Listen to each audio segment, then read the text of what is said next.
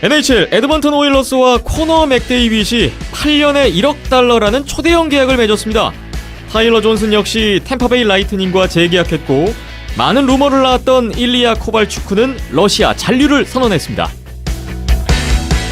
새로운 시즌을 준비하는 각 팀들의 움직임이 여전히 활발한데요. NHL 각 팀들의 단장들의 머릿속은 더 복잡해지고 있습니다. 그래서 오늘은 NHL의 특별한 단장에 관한 이야기를 준비했습니다. 아시아리그 아이스하키에서 3년 연속 통합 우승을 노리는 안양 한라가 다가올 새로운 시즌에 나설 선수단 명단을 발표했습니다. 또 아시아리그 아이스하키 2017-2018 새 시즌의 경기 일정도 공식 발표됐습니다. 국내 최초, 국내 유일의 아이스하키 팟캐스트 비하인드넷 104회 시작합니다.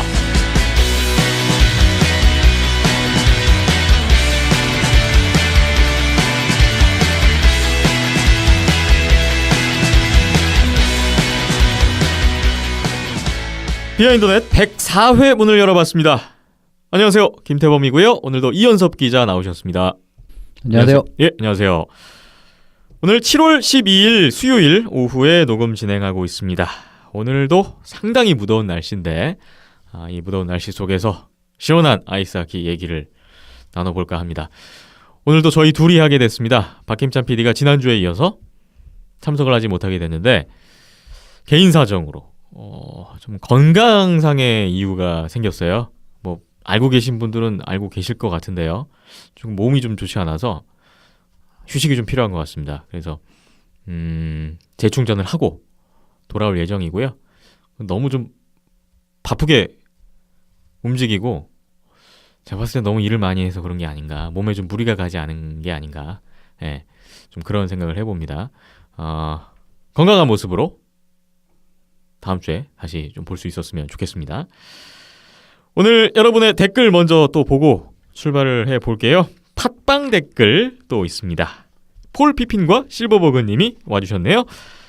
이번 주도 알차게 잘 들었습니다. 감사합니다. 박김찬 PD님 건강상의 이유로 한 주 쉬신 건가요? 오프 시즌에는 DNP 레스트도 나쁘지 않습니다. 한 시즌 열심히 방송하셨으니까요 하셨는데요.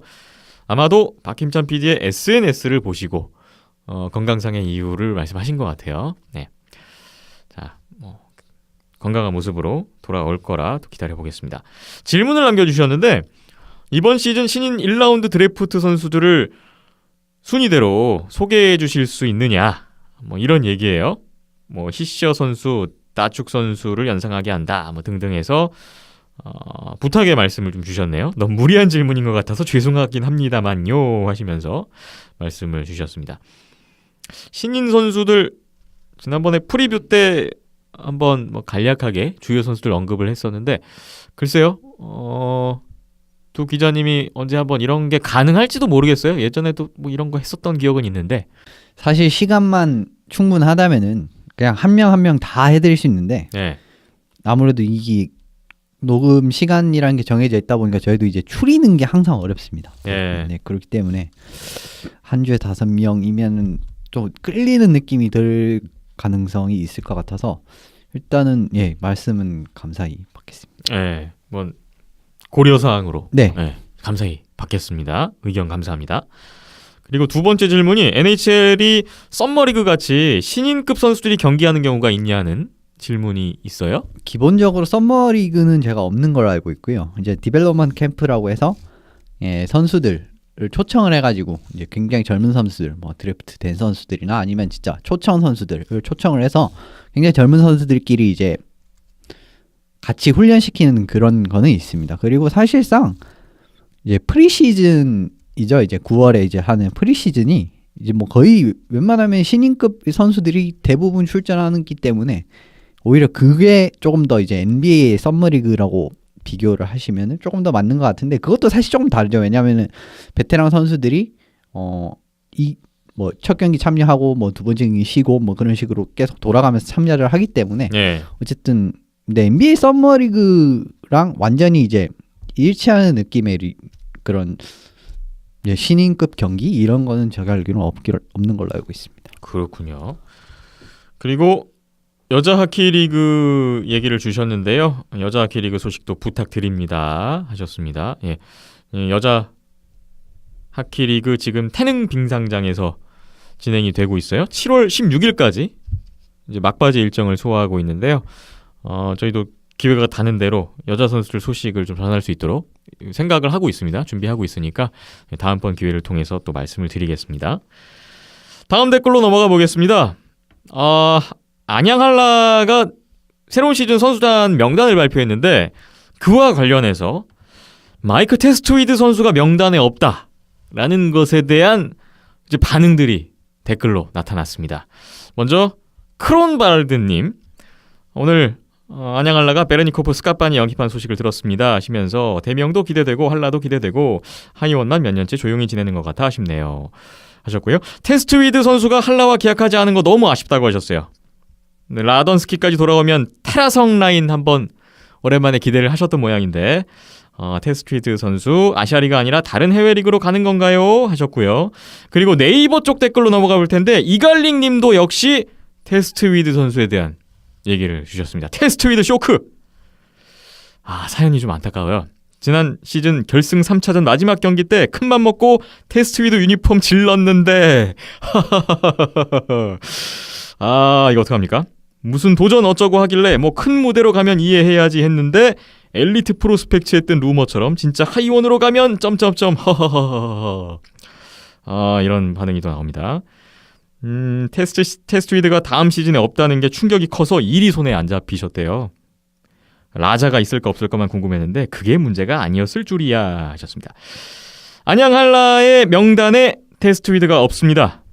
지난주 목요일에 안양한라가 발표를 했는데 테스트위드 없는 것에 대한 또 많은 팬분들의 반응이 이미 나왔죠. 근데 거기에 대해서 일단 안양한라의 그 공식 페이스북에 의하면 테스트위드 선수 본인의 개인적인 도전과 목표를 이루고 싶다는 뜻을 존중해서 고심 끝에 올 시즌은 서로 같이 하지 않기로 합의했다. 네, 이런 입장을 밝혔습니다. 테스트위드 선수 뭐 지난 한 3년간 안양한라의 주축 선수로서 대단한 활약을 했고 뭐 우리 국가대표팀에서도 활약을 하고 있는데 역시 많은 팬분들이 좀 놀라셨을 것 같아요. 근데 저는 조금은 좀 놀라웠던 게 기성상욱도 없는데 왜 테스트위드는 좀 다들 나간 걸 의아하시는지. 김상욱 선수가 아직 계약이 안 됐다고 일단 얘기가 나왔죠. 그렇죠. 뭐 차시 떠날 것 같지는 않다고 생각을 하신 것 같습니다. 당연히 남겠지라고 생각. 근데 사실 임팩트로 따져봤을 때는 테스트위드 선수보다는 그 두 선수가 없었다는 게 조금 더 거기에 무게에 실리는 게 좀 더 그렇다고 생각했는데 어쨌든 뭐 테스트위드 선수에 많은 관심을 가져주시네요. 근데 테스트위드 선수가 사실은 좋은 선수임은 틀림없고 분명히 팀에 도움이 되는 선수임은 틀림없습니다만 제가 항상 이야기하는 그 테스트위드가 빠졌을 때의 전적 저희가 계속 지나가면서 말씀을 드린 적이 있어요. 그렇죠. 테스트위드가 빠졌는데 이상하게도 경기 결과는 좋다. 지질 않습니다. 네. 팀이 지질 않아요. 이거는 사실 그 상관관계가 그렇게 이제 없다고 말씀드릴 수도 있습니다만 정말 좋고 정말 뛰어난 선수고 정말 S급 선수고 하면은 빠지면은 바로바로 빈틈이 드러납니다. 당장 우리 국가대표팀 디비전 1A에서 그 수비진을 한 명씩 지탱하고 있었던 리건 선수 빠지니까 그 뒤로 수비진이 어땠습니까? 그런 식으로 임팩트가 바로바로 나오거든요. 근데 테스트위드 선수는 사실 그런 임팩트가 굉장히 많이 줄어들었어요. 예. 정말 계속 줄어들고 있는 느낌도 들고 그런 부분에서는 이제 전력 손실에 대한 부분에서는 그렇게 크게 걱정을 안 하셔도 될 것 같습니다. 근데 다만 내가 진짜 테스트위드 선수를 좋아하고 이러면은 조금 이제 가슴 아프실 수는 있을 것 같아요. 그런데 그 팀에 미치는 그런 임팩트 이런 부분에서는 이제 뒤에도 말씀드리겠지만 지금 영입한 선수들이 오히려 더 나은 결과를 가져다 줄 수 있다고 저는 생각을 하거든요. 그렇기 때문에 그 부분은 좀 지켜보셔야 될 것 같습니다. 어쨌든 근데 팀을 떠난 좋아하는 선수가 팀을 떠난 이거는 좀 가슴 아프실 수가 있죠. 워낙 팬이 많은 선수이기 때문에 아쉬움도 크실 것 같아요. 기록으로도 나오는 게 MVP 받았던 시즌이었죠. 2015-16 시즌에 66포인트를 했었고 뭐 3년 동안에 평균 60포인트 이상을 했던 선수인데 사실 지난 시즌에는 좀 페이스가 떨어졌어요. 시즌 초반에도 그랬고 후반도 그랬고 뭐 그것은 부상이 가장 큰 원인이었는데요. 좀 마지막에 플레이오프 6경기 포함해서 거의 9경기를 못 나왔는데 뭐 그 안에는 안양한라의 정규리그 우승 또 플레이오프 통합 우승 뭐 그런 것들이 있었는데 이제 그 자리에 테스트리드가 없었다는 점. 뭐 이런 것들은 그 없는데 팀은 계속 승승장구하고 이랬던 게 아무래도 뭐 제 개인적으로는 좀 팀 내 입지가 거기서 좀 좁아든 것도 느낄 수가 있는 것 같아요. 예, 그래서 이제 구단 운영진이 그렇게 판단을 했을 수도 있을 것 같습니다. 그러니까 네. 없어도 그렇게 결과가 나쁘지 않기 때문에 뭐 물론 이제 팀을 떠나는 부분에서는 좀 아쉬울 수 있지만 그래도 이런 결정을 내리려면은 내릴 수 있다라는 걸 좀 보여준 것 같아요. 네. 테스트리드 선수 뭐 새로운 도전 함께 또 응원을 보내보겠습니다. 다음 댓글 코너 맥데이빗이 이제 에드먼턴 오일러스와 8년 계약을 했어요. 그와 관련해서 이제 뭐 드라이사이틀 선수 지금 얽혀 있고 에드먼턴 오일러스에 대한 댓글이 있는데요. KGOD님 102회 이후에 좀 늦게 달린 댓글부터 해서 오일러스 팬 입장에서 말씀을 주셨어요. 드라이사이틀의 재계약 소식 듣고 싶다고 하셨네요. 여기에 이제 몬트리올 알로에츠님, 또 KGOD님, 커피 브레이크님, 뭐 바이킹님까지 에드먼턴 오일러스에 대한 얘기를 나눠주셨는데 오늘 이현석 기자님이 준비하신 내용의 이 메인이 바로 코너 맥데이빗, 에드먼턴 오일러스에 대한 얘기라고 합니다. 잠시 후에 자세히 또 말씀을 나눠보겠습니다. 그리고 다음 댓글 몬트리올 캐네디언스의 최근 행보에 대한 얘기가 있는데 역시 몬트리올의 얘기는 뭐 몬트리올 알로에츠님이 가장 적극적이신 것 같아요. 방송 잘 들었습니다 하시면서 몬트리올 걱정 많이 해주셨는데 이곳 페북이나 포럼에서의 반응은 에물린과 보리우가 나가고 알츠너와 슈렘코가 와준 건 이보다 좋을 수 없다는 반응이다 말씀을 주셨네요. 단장이 제정신이 인간인가 싶을 때가 많다고 또 불만의 표현도 해주셨습니다. 그리고 역시 몬트리올 연관된 얘기인데 PK 수반하고 셰이 웨버가 트레이드 됐었잖아요. 그와 관련해서 PK 수반에 대한 또 활발한 얘기들이 오고 갔어요. 몬트리올 알로에츠님, 커피 브레이크님, 또 KGOD님, 바이킹님까지 해서 PK 수반의 뭐 태도 문제, 그다음에 기부에 관한 얘기들 여러 가지 얘기가 나왔네요. 이현숙 기자님 혹시 뭐 여기에 대해서 언급하실 말씀 있으신가요? 수벤 웨버 트레이드 같은 경우에는 이제 이거 자체로는 이해가 될 만은 했었습니다. 그런데 그 트레이드에서 제일 키가 뭐였냐면 어쨌든 빠른 좀 더 즉각적인 이제 효과를 보는 것은 몬트리올 쪽이다라는 이제 의견이 많았어요. 그러니까 장기적으로 봤을 때는 수벤이 훨씬 더 이제 팀에 더 도움이 될 만한, 그러니까 이제 뭐 계약적이라든지 나이적이라든지 뭐 이런 부분에서는 그럴 수 있지만 이제 당장 이제 웨버 선수의 기량이 더 좋기 때문에 이제 뭐랄까 그래도 이해해준 두 팀 다 괜찮은 트레이드였던 것 같아 이렇게 말씀을 드릴 수가 있는데 생각보다 너무 빠르게 왔죠. 당장 내슈빌이 결승에 갈지 누가 알았습니까? 바로 결승 갔어요. 그리고 수벤이 이번에 포인트가 그렇게 많이 없어서 그렇지 상대방 특급 선수 테이브스, 뭐 타라센코, 크로스비까지 뭐 그냥 아주 꽁꽁 그냥 묶어버렸습니다. 이게 뭐 오히려 웨버가 있을 때보다 더 좋았거든요. 그리고 제가 기억했을 때는 웨버가 내슈빌과 함께 있을 때 그렇게 좋은 플레이오프 성적을 거둔 적이 거의 없었어요. 그런데 수변 오자마자 스탠리컵 파이널 그걸 인도해버렸습니다. 팀을. 이거는 그러니까 지금 또 이제 이런 이야기가 나올 수도 있죠. 왜냐하면 당장의 성공을 택했는데 그게 벌써 틀어진 느낌이에요. 그러니까 근데 저는 이거는 사실상 시작 단계부터 약간 좀 이런 부분은 올 수 있다고 생각을 하긴 했었습니다. 웨버 선수가 이제 물명 좋은 선수고 슬랩샷도 좋고 뭐 공격 부분, 수비 부분에서 다 이제 축을 맡을 수 있는 선수임은 분명합니다만 결국 팀을 성공적으로 이끈 적은 없었다라는 게, 그런데 수베는 이전에도 컨퍼런스 파이널 보냈었죠. 이제 몬트리올을. 그런 이제 팀과 함께 좀 더 성공적인 커리어를 가진 부분이 있었어요. 그러면 이제 외적인 부분으로밖에 화살이 돌아갈 수밖에 없는 지금 상황이 나오긴 나온 건데 어쨌든 지금 상황에서는 사실 뭐 몬트리올이 그렇게 현명한 선택을 못했다라고밖에 할 수 없는 거죠. 근데 그 당시에는 이해할 만했던 트레이드는 맞았습니다. 현재 상황이 좀 그러한데 웨버 선수가 빨리 좀 보여줘야 될 것 같아요. 그렇죠. 몬트리올의 어떤 그 원성을 어느 정도 좀 무마하기 위해서는. 자, 많은 활발한 얘기를 나눠주셨는데 감사드립니다. 그 밖에 또 댓글이 있는데요. KGOD님이 팟빵 주소 알 수 있을까요? 팟빵도 한번 가보고 싶다고 하셨어요. 포털에 검색하시면은 쉽게 찾으실 수가 있습니다. 예, 팟빵 들어가서 검색하셔도 네. 나오는 걸로 알고 있습니다. 팟빵 아니고 팟빵으로 네, 그렇죠. 포털에서 검색하셔서 팟빵에 가시면 거기서 비하인드 더 넷 검색하시면 저희 비하인드 딱 치시면 나오실 겁니다. 네. 예. 아니면 뭐 스포츠 카테고리에서 찾으셔도 뭐 찾으실 수 있는데 뭐 그보다는 검색하시는 게 좀 더 편하실 것 같아요. 네, 그렇게 하시면 될 것 같고요. 마지막 댓글 바이킹님 댓글입니다. 한 주 조용하나 싶었는데 타일러 존슨 계약이 터졌네요 하셨고, 여담이지만 코발축이 스카와 1년 연장 계약한 것이 평창올림픽 출전 때문이라고 얘기했네요. 가만히 생각해보니까 러시아가 제일 우승 가능성이 높을 것 같습니다. 충성도가 대단합니다 하셨네요. 코발축 러시아 잔류, 이게 올림픽에 나가기 위함이라고 발언을 했나 보죠? 네, 그런 발언이 있었고 네. 이제 러시아 쪽 리포터들도 그런 이야기를 다 전달을 했기 때문에 사실상 정설로 받아들여집니다. 네. 네, 그 부분 이야기도 이제 또 뒤에 제가 네. 말씀을 드리겠습니다. 타일러 존슨, 코발축 관련된 얘기도 오늘 연습 기자님이 좀 자세하게 준비를 하셨다고 들었는데 이번 잠시 후에 주에 들어볼게요. 준비한 게 다 이렇게 댓글에서 언급을 해주셔가지고 서로 뭐가 중요하게 생각하는지는 비슷비슷한 것 같아요. 굉장히 뻘쭘했습니다. 이게 어떻게 이렇게 다 아, 맞을 수가 있지 이래가지고. 그 NHL 팬분들도 서로 이게 핵심이지라고 생각하는 건 비슷하지 않나 싶네요. 예. 예.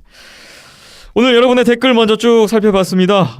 오늘도 참여해주신 분들께 감사하다는 말씀을 드리고요. 다음 주에도 또 이렇게 좀 활발한 토크, 또 저희도 또 영감을 받으니까 부탁을 드리겠습니다. 참여해주신 분들 대단히 감사드립니다.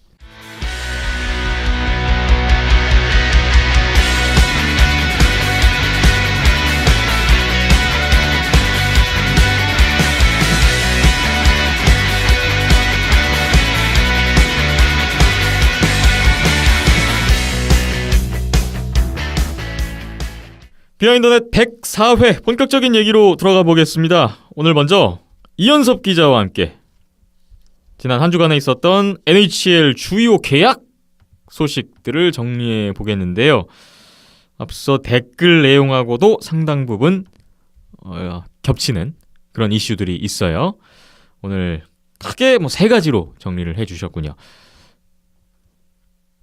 오늘 크게 세 가지로 정리를 해주셨군요.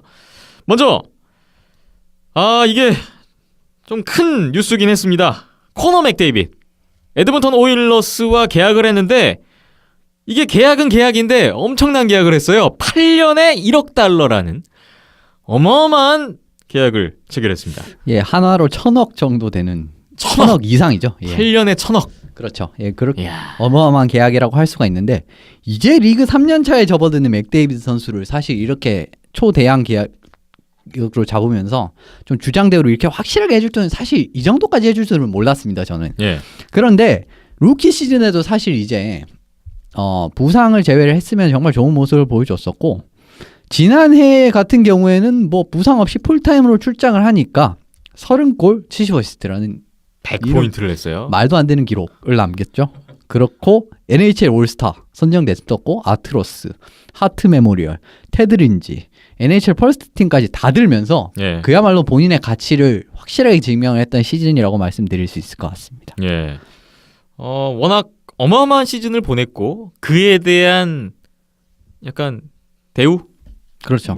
볼 수가 있겠는데, 야, 근데 기간도 길고 액수도 엄청납니다. 그렇죠. 예, 계약 연평균이 1,250만 달러. 그야말로 거의 뭐 120, 뭐 지금 환율 따지면 140억쯤 될 것 같은데 예. 그야말로 지금 NHL 최고 연봉자가 됐습니다. 이걸로. 그리고 8년 계약이에요. 2025년, 26년까지 이제 바이아웃이나 뭐 이런 불상사가 없다면 예. 에드먼튼의 유니폼을 입게 될 예정이고요.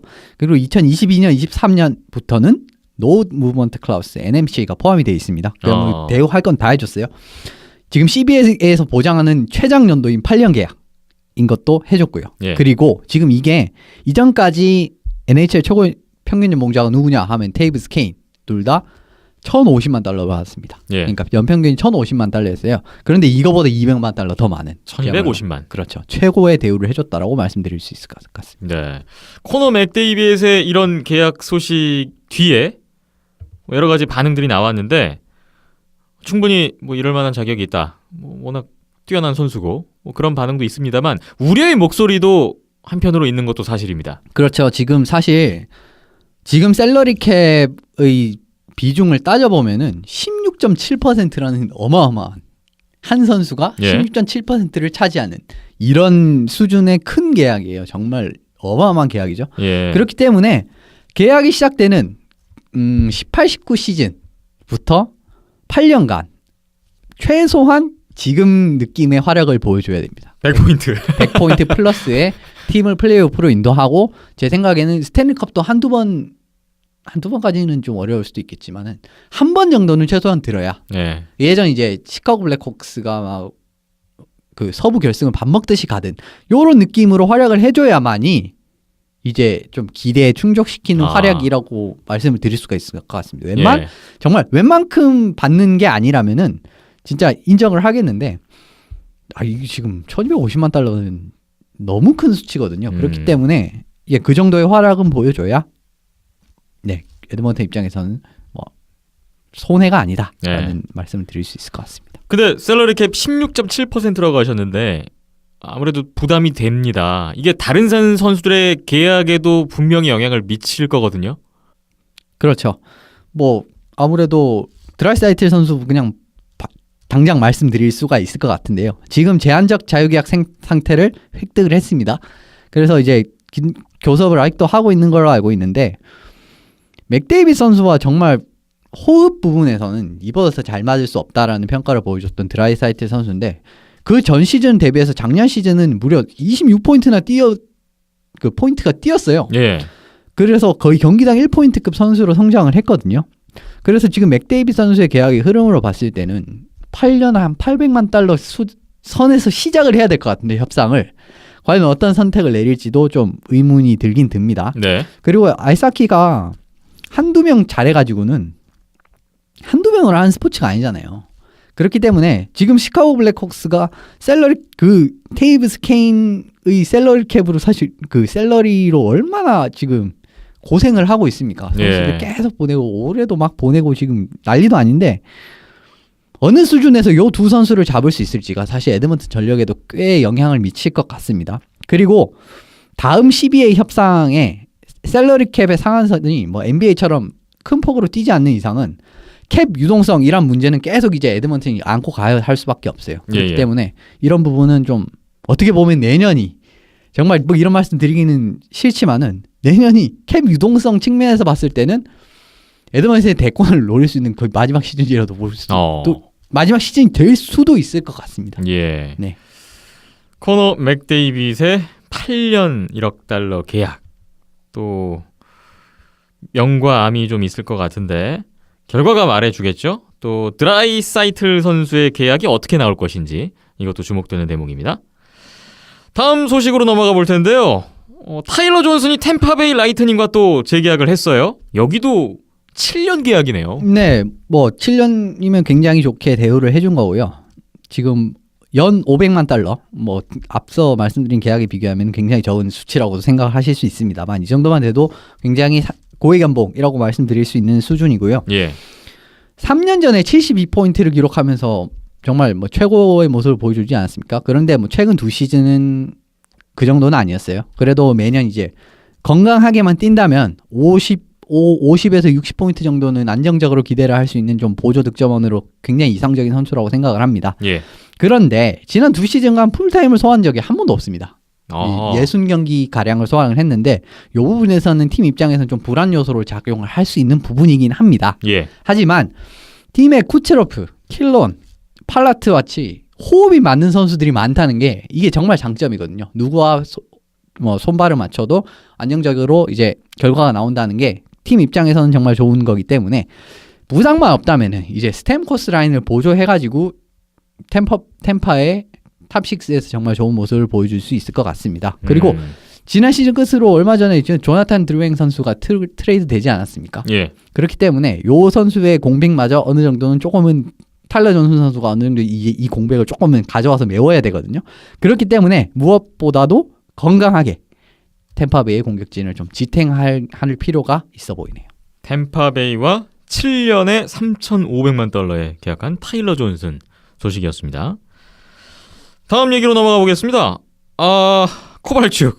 드디어 나오는군요. 일리아 코발축이 러시아 잔류를 선언했어요.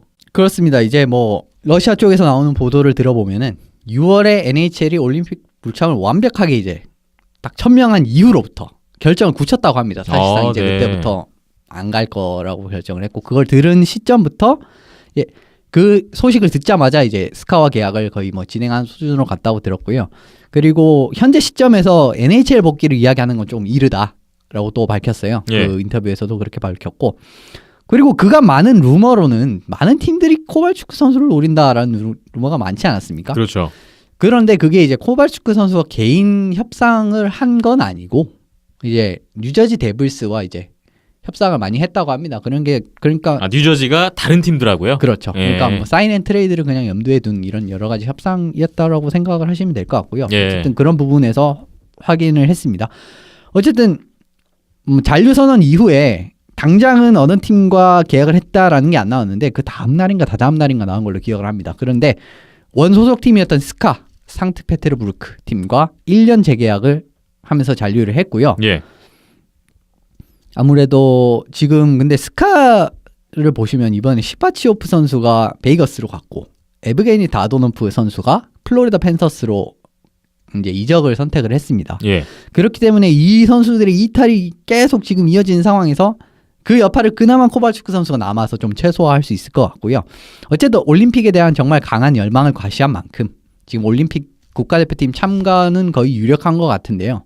그리고 이 팀에 또 파벨 다슈크 선수가 있지 않습니까? 예. 제가 듣기로는 파벨 다슈크 선수도 2018년 평창 올림픽을 기점으로 이제 그 시즌을 올해 이제 계약이 이제 내년 시즌에까지 계약이 잡혀 있습니다. 스카와. 근데 그게 만료가 되면 은퇴를 하는 걸로 알고 있는데 이 두 선수를 러시아 국가대표팀에서 볼 확률이 굉장히 클 것 같습니다. 아까 바이킹님 댓글에서도 나왔는데 러시아 선수들이 국가에 대한 충성도가 대단하다. 올림픽에 나가기 위해서 NHL 안 가겠다. 이런 류의 지금 의사 표시인데. 근데 이것도 사실 케이스 바이 케이스 같은 게 예.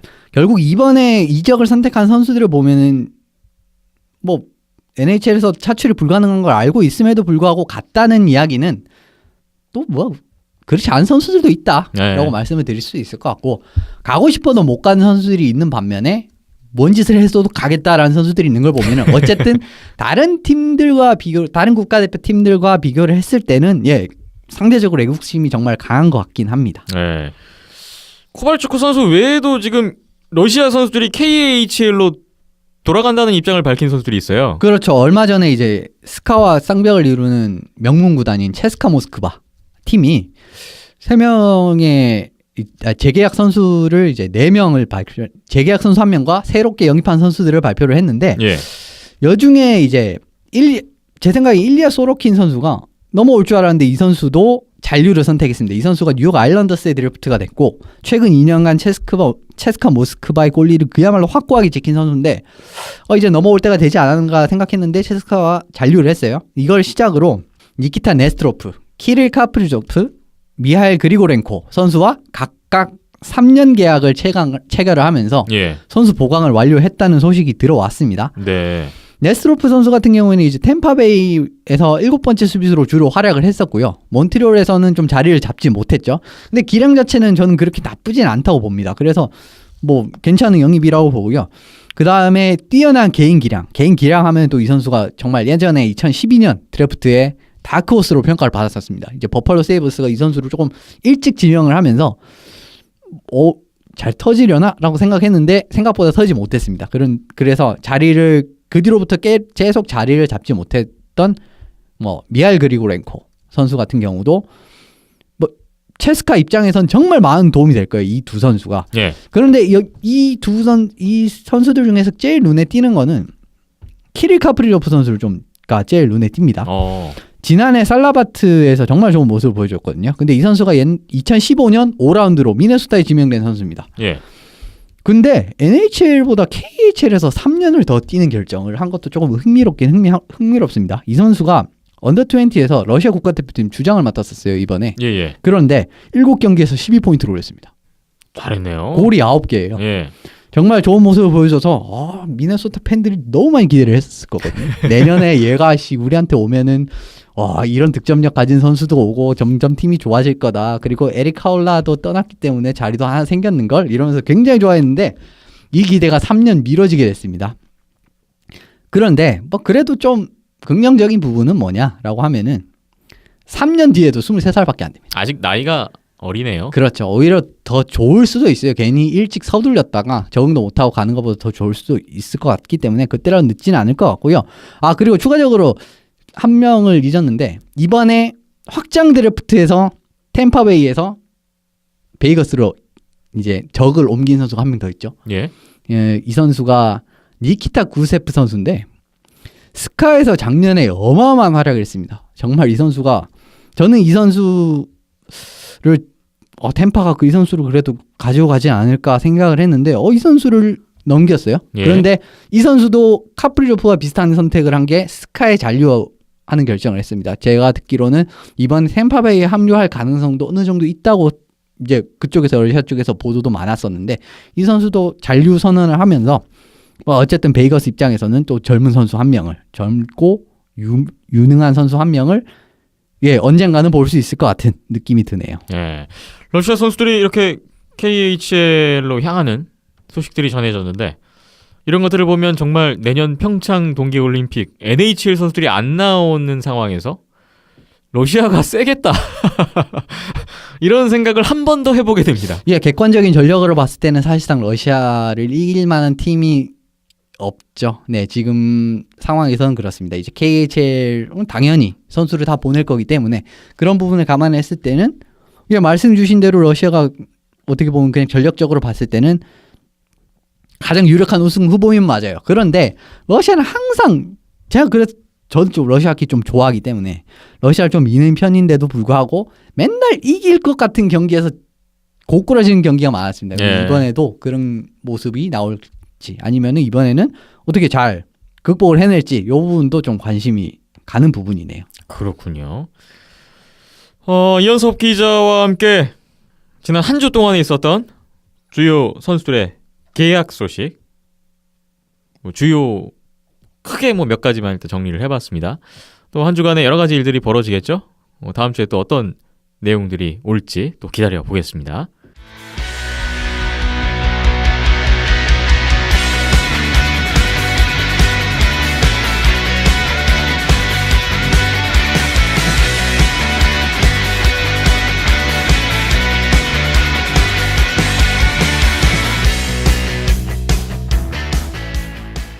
네, 비하인더넷 함께하고 계시고요.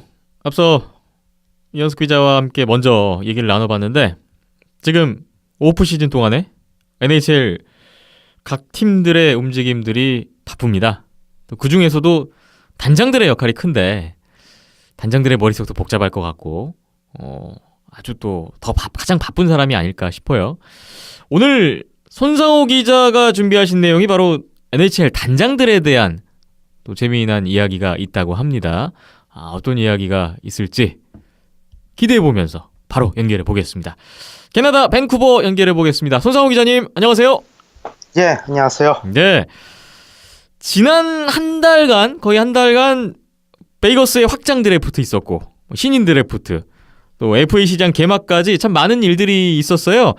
NHL 팬들에게는 흥미진진했던 지난 한 달이었는데 하지만 당사자들이라고 할 수 있는 프런트진이라고 할 수 있겠죠.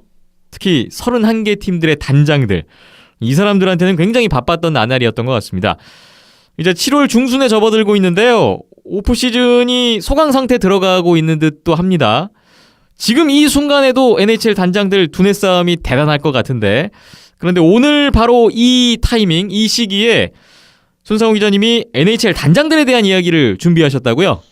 네, 사실 이제 오프 시즌 동안 무슨 얘기를 할까 생각하다가 뭐 NHL 단장에 대한 재미난 이야기가 많거든요. 그래서 좀 약간 준비를 이제 하려고 그러는데 예. 좀 준비를 하다 보니까 이제 또 한 주만 이야기를 원래 하려고 그랬었는데 좀 워낙 단장이라는 자리가 좀 중요하다 보니까 할 얘기가 생각보다 많더라고요. 네. 그래서 이번 주랑 뭐 다음 주까지 한 2주에 걸쳐서 단장에 대해 좀 집중적으로 이야기를 해볼까 합니다. 그렇군요.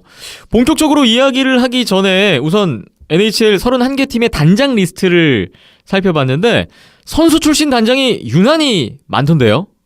네, 그 다른 그 스포츠 리그, 그 북미 4대 스포츠 다른 리그들보다 유난히 많아, 그 선수 경력이 많은 그 단장들이 많아요. 그 31개 팀 중에서 최소 그 NCAA나 그 주니어 그 A, 꽤 그 수준급의 그 리그 이상 뛰었던 경력이 있는 단장들이 무려 그 31명 중에서 그 27명이에요. 예.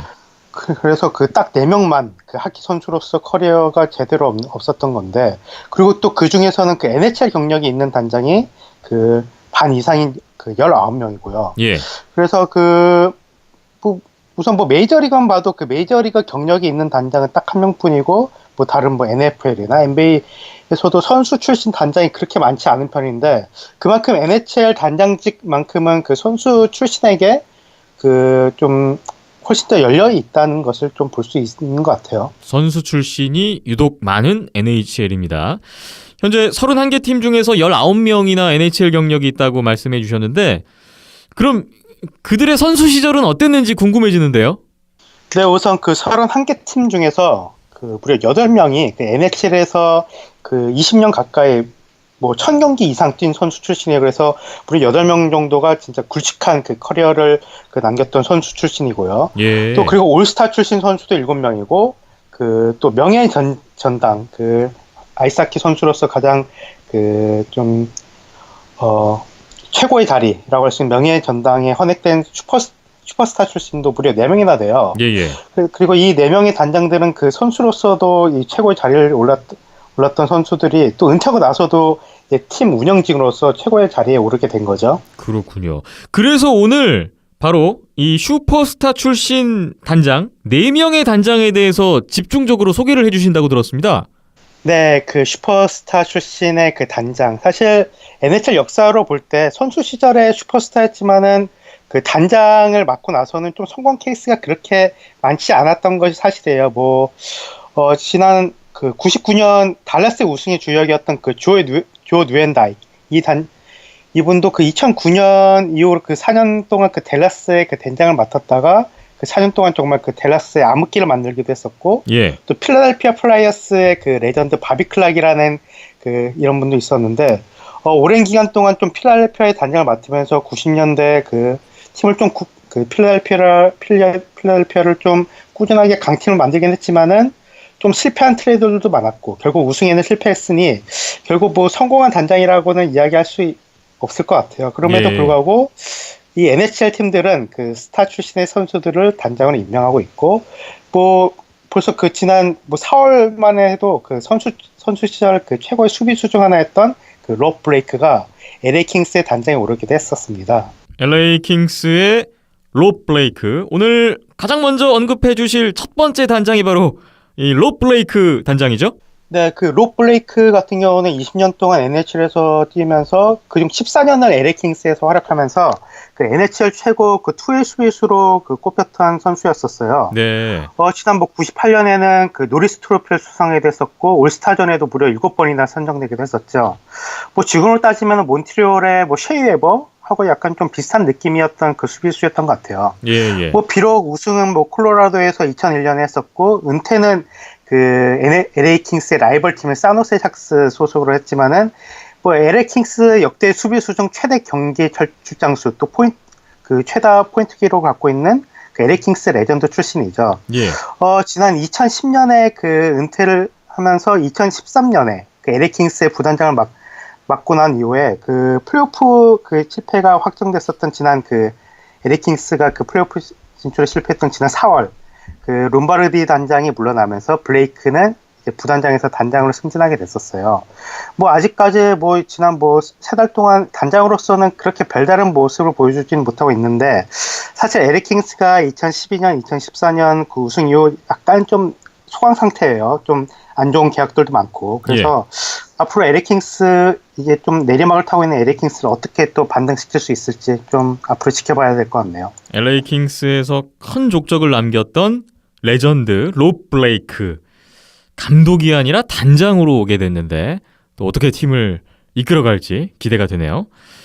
그리고 두 번째로 살펴볼 슈퍼스타 출신 단장, 현재 캐롤라이나 허리케인스의 단장인 론 프랜시스입니다. 프랜시스는 NHL 역사상 세 번째로 가장 많은 경기 출장을 기록한 선수더라고요. 네, 론 프랜시스 같은 경우는 그 NHL에서 가장 과소평가된 선수로도 꼽히고 있고요. 그 NHL에서 그 23시즌을 뛰면서 무려 16시즌을 그 캐롤라이나 허리케인스와 그 허리케인스의 전신인 그 하트포드 웨일러스에서 뛰었던 그 허리케인스 프랜차이즈 레전드 출신이죠. 예. 또 선수 시절에 젠틀하면서도 또 공수 가리지 않고 그 정말 투웨이 포워드로서 좋은 활약을 했었던 선수여가지고 현재 뭐 에릭 킹스의 그 안제 코피타하고 좀 약간 비슷한 선수였던 것 같아요, 선수 시절에. 예. 뭐 어쨌든 프랜시스 같은 경우는 그 피츠버그의 91년, 92년 2년 연속 우승 때 그 주축 멤버이기도 했었고요. 그리고 또 그 프랜시스는 지난 그 2003년도인가의 은퇴 이후로 지난 10년 넘게 캐롤라이나 프랜차이즈에서 계속 그 부단장 그리고 또 코치 같은 지칭을 맡다가 지난 2014년에 그 단장으로 임명되면서 이제 3년 동안 팀을 이끌고 있죠. 예. 사실 뭐 캐롤라이나 같은 경우는 현재 그 NHL에서 가장 오랫동안 플레이오프 진출을 하지 못한 팀이기도 해가지고 사실 그 프랜시스 단장은 좀 단장으로서 능력은 그렇게 높은 평가를 받지 못하고 있다가 사실 이번 오프 시즌에 좀 꽤 괜찮은 그 영입들을 하면서 이제 좀 조금씩 이제 프랜시스 단장이 좀 단장으로서 좀 자리를 잡고 있는 상황이에요, 현재. 그렇군요. 론 프랜시스, 캐롤라이나 허리케인스의 단장까지 살펴봤습니다. 이제 또 다른 두 명의 단장을 소개해드릴 차례인데 바로 이 두 명의 단장 때문에 이번 주에 손상훈 기자님이 NHL 단장 특집을 해야겠다 이렇게 마음을 먹으셨다고 들었어요. 바로 네. 템파베이의 단장인 스티브 아이저맨 그리고 콜로라도의 단장인 조 사킥입니다. 네, 뭐 사실 NHL을 지난 한 90년대부터 뭐 보셨던 분들은 많이 아시겠지만은 디트로이트 레드윙스와 콜로라도 아벨란체 이 두 팀의 지독한 라이벌 관계를 많이 아시겠죠. 예. 그리고 또 이 두 팀의 숙적이었던 당시 또 각 팀을 이제 또 주장으로서 이끌었었던 슈퍼스타가 있었는데 바로 지금 현재 그 템파베이 단장 스티브 아이저맨과 현재 콜로라도 단장 조 사킥이죠. 아, 그렇군요. 두 단장이 선수 시절에 공통점이 많았다고 들었는데요. 우선 두 단장 모두 선수 시절에 한 팀에서만 선수 생활을 했어요. 원팀 플레이어였죠? 네, 뭐 물론 조 사킥 같은 경우는 그 콜로라도의 전신인 그 퀘벡 노르딕스 포함해서인데요.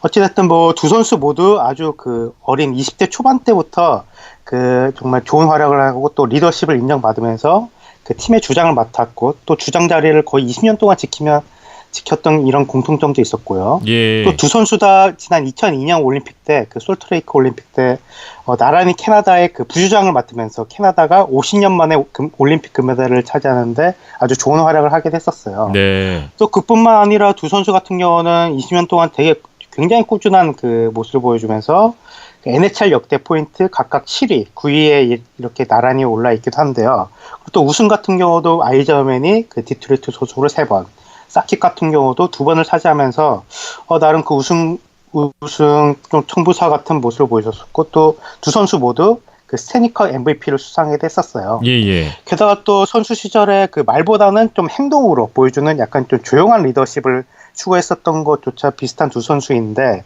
사실 이렇게 선수 시절에 비슷한 점도 많았고 그 최고 라이벌이었던 그 두 팀에서 동시대에 뛰었던 두 선수였기 때문에 그 NHL 올드 팬들 사이에서는 둘 중에서 누가 더 대단한 선수였나는 논쟁이 계속해서 이어지고 있죠. 사실. 네. 선수 시절에 비슷한 행보를 걸었고 심지어 은퇴 후에 각각 친정팀 디트로이트, 콜로라도에서 프런트 생활을 시작했던 것조차 같았습니다. 그런데 현재 둘의 행보는 확연히 갈리고 있습니다.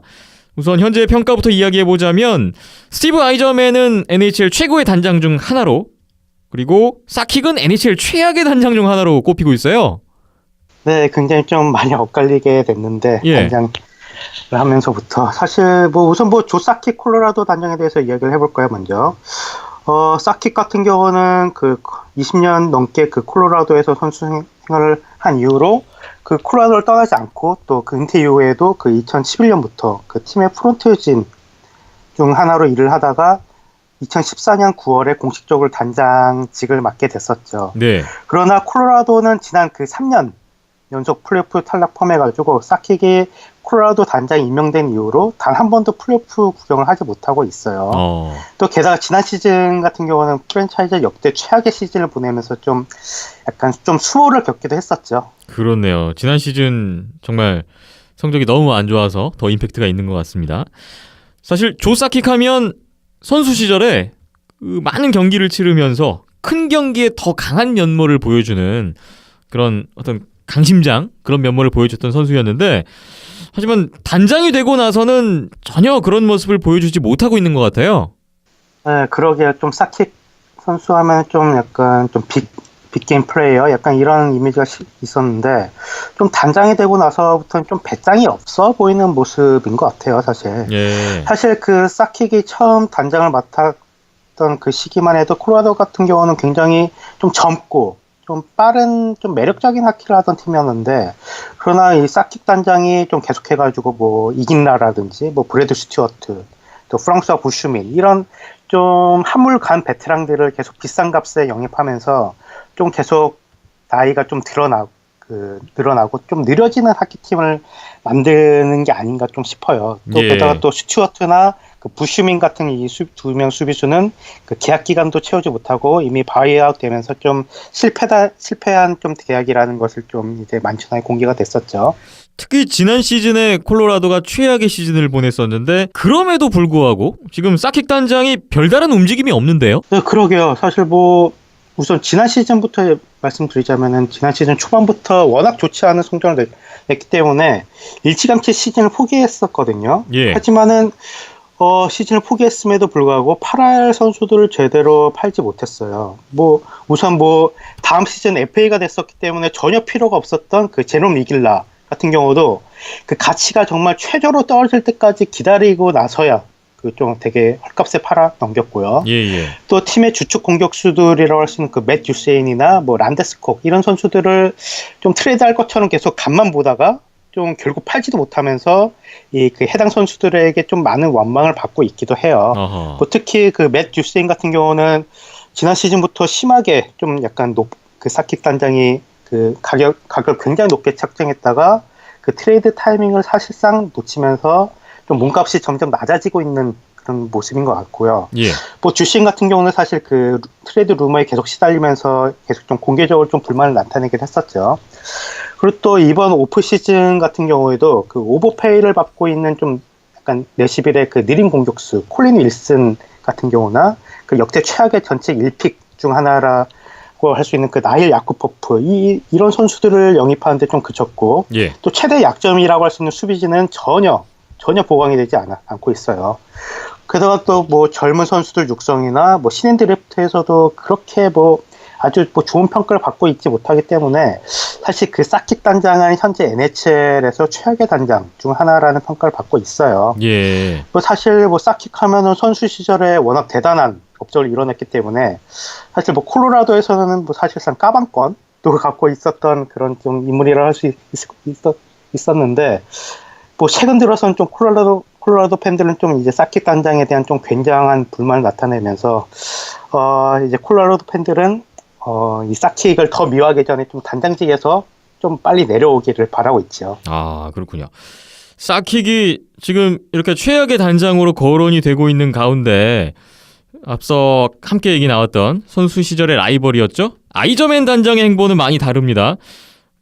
앞에 언급해주신 그 단장들이 선수 시절 대부분을 본인이 뛰었던 팀에서 단장직을 하고 있었는데 그것과는 다르게 아이저맨 같은 경우에는 선수 시절에 디트로이트에서만 20년 넘게 뛰었는데 그럼에도 불구하고 현재는 전혀 관련이 없었던 템파베이에서 단장을 하고 있어요. 네, 그쵸. 그 아이자맨 같은 경우는 은퇴를 하자마자 이제 디트로이트 프론트로 이제 프론트직을 하면서 처음부터 좀 단장직에 대한 좀 욕심이 있었는데 하지만 그 당시 디트로이트 레드윙스에게는 그 오랫동안 단장을 맡고 있었고 그 당시 또 최고의 단장으로도 손꼽혔었던 그 켄 홀란드 단장이 좀 존재가 있었기 때문에 아이점에게 그 단장직을 원했던 아이점에게는 좀 약간 걸림돌이 있었죠. 네. 그러고 나서 지난 그 7년 전 2010년 밴쿠버 올림픽 때 그 아이저맨이 그 캐나다 국가대표팀 그 단장으로 그 팀을 금메달로 이끌면서 이제 이미 NHL 단장으로서 좀 준비를 모두 끝낸 상황이었고 결국 그 꿈을 이루기 위해 가지고 무려 25년 넘게 함께 했었던 디트로이트를 떠나가지고 이제 템파베이 단장을 맡게 됐었죠. 네. 템파베이를 맡고 나서 하위권에 머물렀던 팀을 곧바로 상위권으로 이끌었죠. 네, 곧바로 2010, 2011 시즌부터 그 당시만 해도 약간 좀 리빌딩 팀이라고 할 수 있었던 템파베이를 곧바로 그 동부지구 결승까지 오르면서 좀 이렇게 좋은 모습을 보여줬고 그 당시에 뭐 적극적인 트레이드들도 보여줬고 뭐 선수 계약도 좋았었고요. 또 게다가 좀 그 무명이라고 할 수 있었던 그 젊은 지도자 그 기 부시엘을 감독으로 임명하는 좀 약간 배짱 있는 행보를 보여줬었죠. 예. 아이저맨이 뭐 성공의 길을 가는 것처럼 보였는데 하지만 2011년 동부 결승 진출 이후에 2년 연속으로 플레이오프 진출에 실패를 했습니다. 위기를 겪기도 했었어요. 네, 뭐 그 당시 좀 그 선수 계약 문제도 좀 약간 안 좋은 게 있었고요. 게다가 또 아이저맨 단장이 사실 단장이 되고 나서부터는 좀 신인 드래프트 특히 그 상위 지명권에서 좀 좋은 선수들을 뽑지 못하고 있어요, 사실. 예. 게다가 그 과대평가된 그 수비수라고 할 수 있는 그 맷 칼이나 그 인저리 프론이라고 할 수 있는 그 공격수 라이언 켈라한 같은 경우는 좀 약간 악성 장기 계약을 맺고 있는 상황이고요. 특히 그 3년 전 같은 경우는 그 프랜차이즈 스타라고 할 수 있는 그 마틴 생루이와 좀 약간 불화를 겪으면서 그 생루이를 결국 트레이드 시켰는데 이것 때문에 좀 많은 템파베이 팬들로부터 좀 원망을 받기도 했었죠, 사실. 네네. 그러나 계속 그 공격적인 트레이드로 그 벤 비숍 같이 그 지난 3년 동안 그 템파베이 골문을 책임졌었던 이 골리를 굉장히 그 헐값에 데려오기도 했었고요. 또 게다가 또 중화의 드래프트 그 픽이나 좀 드래프트 되지 않았던 좀 그 무명 선수들을 FA 계약을 맺으면서 뭐 온드레 팔랏, 뭐 니키타 쿠체로프, 뭐 타일러 존슨 이런 선수들을 주축 선수들로 이제 좀 발돋움 시키면서 좀 팀을 업그레이드하고 있죠. 예. 아이저맨 단장의 최근 행보에 대해서도 긍정적인 평가가 많이 있던데요. 특히 2년 전이죠. 템파베이 준우승으로 이끌면서 최고 GM상을 수상하기도 했었습니다. 네, 그랬죠. 뭐 우선 또 지난 오프 시즌 같은 경우에도 그 팀을 떠나지 않을까라고 생각했었던 그 스탬코스 같은 경우도 그 장기 계약을 잡았고 또 빅터 헤드맨 뭐 현재 그 최고의 수비수 중 하나라고 할 수 있는 헤드맨도 좀 적절하게 장기 계약을 맺으면서 이제 그 아이저맨 단장은 템파베이를 좀 오랜 시간 동안 강팀을 만들려는 좀 의지를 보여주고 있어요. 네. 그리고 또 그 캡 스페이스를 많이 차지하고 있는 그 노장 선수들을 굉장히 재치 있게 처분하는 동시에 또 젊은 죽축 선수들을 좀 저렴한 가격으로 계약을 이뤄내고 있는 모습도 보여주고 있고요. 또 게다가 또 이번 오프 시즌 때도 그 불만이 좀 많았었던 공격수 그 조나단 두랭을 보내면서 NHL 최고 수비수 유망주로 꼽히는 그 미하일 세르가체프를 얻은 것도 좀 아주 영리한 트레이드를 평가받고 있어요. 예. 뭐 이렇게 배짱 있으면서도 좀 영리한 모습 때문에 그 전문가들 그리고 또 팬들 사이에서는 아이저맨을 NHL 최고의 단장 중 하나로 꼽는데 주저하지 않고 있죠. 뭐 아직 뭐 단장이 된 이후에는 뭐 우승을 하지 못하고 있지만은 뭐 템파베이가 2년 전에도 그 준우승을 차지하게 했었고 계속 그 우승 후보 중 하나를 꼽히고 있기 때문에 곧 또 단장으로서 우승 반지를 끼는 날도 곧 오지 않을까 싶네요. 그리고 또 나중에는 또 그 아이저맨이 또 친정팀 그 디트로이트로 돌아와가지고 또 단장을 맡는 모습도 좀 약간 올드 NHL 팬으로서 좀 그런 모습도 보고 있네요. 예, 이렇게 예. 아이저맨 같은 경우는 이렇게 또 선수 시절 라이벌인 그 사킵과 많이 비교가 되면서 좀 단장으로서의 능력이 더욱더 부각이 되고 있는 것 같아요. 그렇군요. 자, 오늘 손상호 기자님이 NHL 단장들 그중에서도 슈퍼스타 출신 4명의 단장들에 대해서 집중적으로 소개를 해주셨습니다. 다음 주에도 단장들 얘기를 생각하고 계시다고 들었는데 혹시 뭐 예고라 그럴까요? 생각해 놓으신 게 좀 있을까요? 네, 원래 제가 이야기하려고 했었던 내용들이, 최악의 단장, 역대 최악의 단장을 특집으로 원래 좀 준비를 하고 있었는데, 그래서 지난 10년 전쯤까지 뉴욕 아일랜더스 단장을 맡았던 마이크 밀버리라는 단장에 대해서 좀 얘기를 할까 해요, 또. 예. 다음 주에 또 다른 단장들의 또 다른 이야기 또 기대를 해보면서 기다려보겠습니다. 자, 오늘 단장들 얘기를 나눠봤는데 역시 오프 시즌 때만 할 수 있는 또 특별한 얘기들이었던 것 같아서 좀 색달랐고 또 재미있었고 의미가 있었던 것 같습니다. 다음 주에도 또 재미난 이야기 부탁을 드리겠고요. 오늘은 이만 보내드려야 될 것 같습니다. 오늘 손성우 기자님 고생 많이 하셨고요. 말씀 잘 들었습니다. 한 주 건강히 보내시고 다음 주에 뵐게요. 고맙습니다. 네, 감사합니다.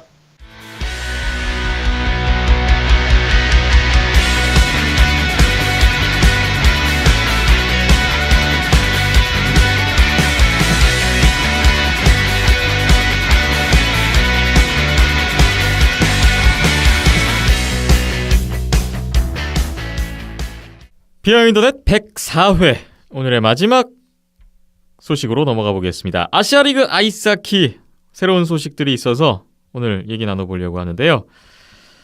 지난주 목요일이었습니다. 7월 6일 저희가 7월 5일 수요일에 녹음을 했었는데 바로 다음날 이 발표가 떴어요. 바로 아시아리그의 디펜딩 챔피언이죠. 안양한라.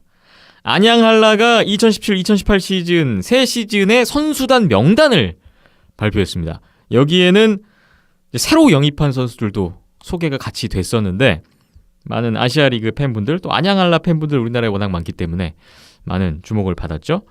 총 25명의 명단이 발표됐고요. 근데 여기서 이제 한 가지 특이사항은 김기성, 김상욱 선수가 없다라는 점.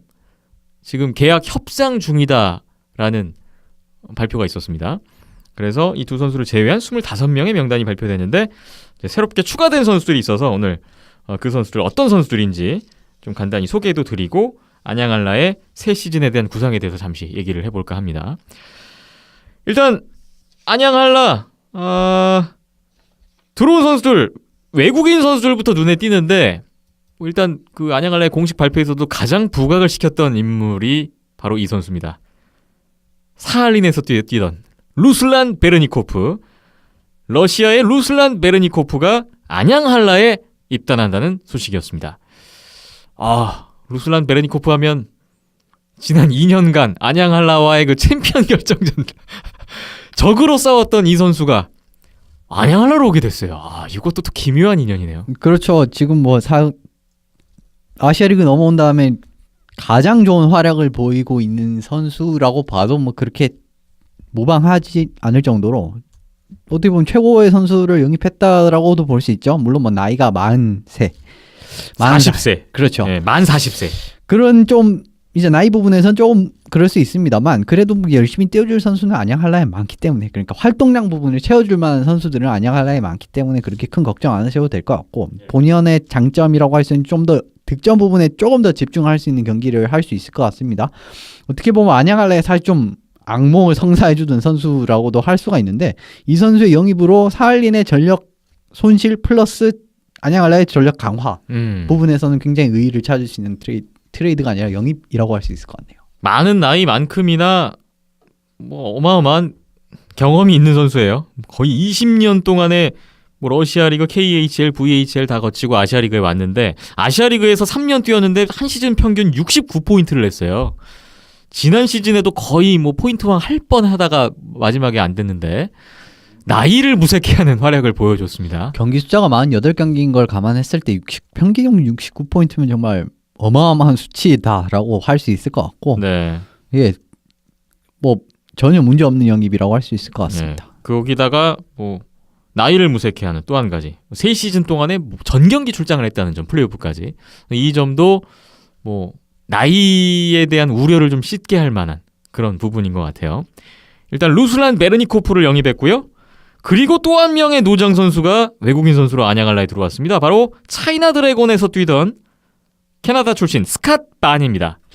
예, 바니 선수는 예전에 하이원에서 뛴 적도 있었죠. 이제 스위프트 선수와 정말 환상적인 호흡을 보여줬던 그런 선수라고 할 수 있는데 예. 뭐 작년 차이나 드래곤에서도 정말 좋은 모습 보였습니다. 팀의 사실상 1라인 센터로서 정말 네 굉장히 좋은 모습을 보이면서 이게 팀을 뭐 성공적으로 이끌지 못했지만 그래도 뭐 자신의 역할은 충분하게 수행을 한 선수라고 할 수가 있을 것 같고 이로써 지금 센터 괜찮은 센터를 영입을 했거든요. 그러니까 뭐 신장 부분에서도 그렇고 뭐 기량 부분에서도 그렇기 때문에 뭐 한라 입장에서는 안 그래도 지금 센터가 많은데 예. 뭐 더더욱 더 유틸리티성이 좋은 센터를 영입했다고 할 수가 있을 것 같고 지금 또 성우재 선수가 빠지지 않았습니까? 뭐 이 선수의 공백은 사실 뭐 바니 선수가 이때까지 보여준 걸 생각하면은 메우고도 충분히 남은 선수이기 때문에 어떻게 보면 전력 면에서는 업그레이드라고 보실 수 있을 것 같습니다. 하이원 때 워낙 강렬했기 때문에 2012, 2013 시즌이었는데요. 그때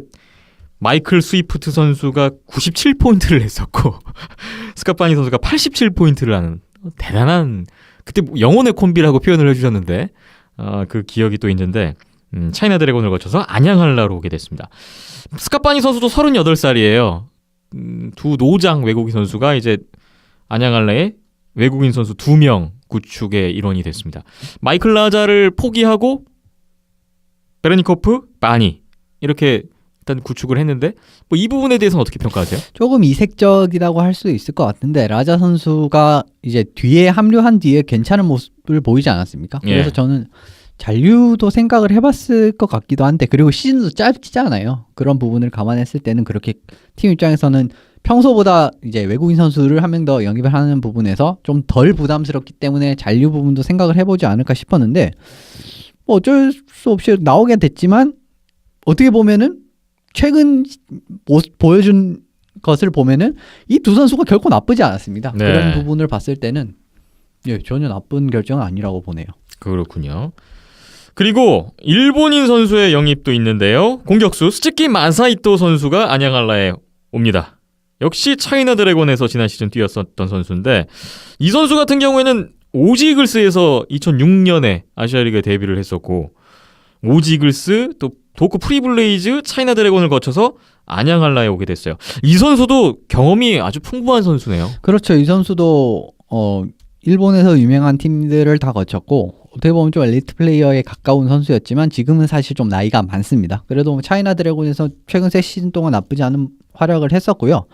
아시아리그에서 11시즌을 뛰었다는 것 자체가 이 선수가 기량 부분에서는 큰 문제가 없다라는 걸 좀 대변해주는 것이라고 판단을 하실 수도 있어요. 그렇기 예. 때문에 이 선수가 제 생각에는 한 3라인 정도에서 역할을 할 가능성이 큰데 그 부분에서의 역할을 보여주기에는 충분한 선수라고 생각을 합니다. 그렇군요.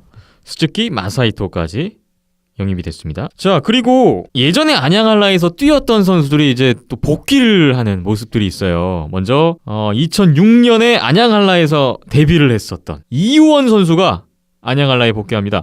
사실 안양한라에서 데뷔해서 5년 뛰었고 하이원, 또 상무 갔다가 다시 하이원에서 뛰다가 안양한라로 돌아오게 된 이우원 선수입니다. 예, 이우원 선수는 한라에서 좋은 시즌을 많이 보냈었고 하이원도 갔다가 이제 뭐 상무에서도 활약을 했었습니다. 근데 뭐 하이원 그 다음 상무 이후에 하이원에서 3시즌을 활약했을 때는 그렇게 예전 명성과 같은 활약은 그렇게 보여주질 못했어요. 예. 그래도 지금 다시 예전 가장 선수생활 최전성기라고 할 수 있었던 그런 모습을 보였던 한라로 복귀를 했기 때문에 몸을 얼마나 만드냐에 따라서 예전 모습을 어느 정도는 되찾을 수도 있지 않을까라고 생각을 합니다. 예. 아시아리그 11년 경력을 자랑하는 스즈키 마사이토와 이유원 이 두 명의 선수가 안양한라에 새로운 공격의 힘을 좀 불어넣게 됐습니다. 그리고 또 안양한라로 돌아오는 선수들이 있는데 바로 상무 군복무를 마치고 돌아오는 선수들입니다. 공격수 박상진 선수, 역시 공격수 이민호 선수, 이 선수가 각각 상무 군복무를 마치고 돌아오게 되는데 박상진 선수 같은 경우에는 2011년에 안양한라에서 데뷔해서 4년을 활약하다가 군대를 갔었고 이민호 선수는 2012년에 데뷔해서 안양한라 3년 뛰고 군대를 갔었어요. 근데 다시 이제 친정팀으로 돌아오게 됐습니다. 예, 요 두 선수는 사실 묶어서 말씀을 드릴 수 있는 게 이 두 선수가 안양한라의 수비적인 역할을 많이 담당했었던 선수입니다. 그래서 예. 항상 같이 이제 빙판에 나오는 모습이 잦았고 좋은 모습을 보여줬던 선수들이거든요. 그렇기 때문에 지금 당장 안양한라의 수비적인 부분에서 많은 도움이 될 거라고 생각을 합니다. 예. 자, 이 두 선수의 가세 또 힘이 될 것 같고요. 그리고 또 한 명의 눈에 띄는 선수가 있어요. 바로 수비수 쪽에도 영입이 있었습니다. 장준일 선수가 안양한라에 오게 됐는데요. 하이원에서만 6년을 뛰었던 2011년부터 6년을 하이원에서만 뛰면서 242경기를 소화했던 정말 역시 경험이 풍부한 수비수인데 이번에 안양한라로 이적을 했어요.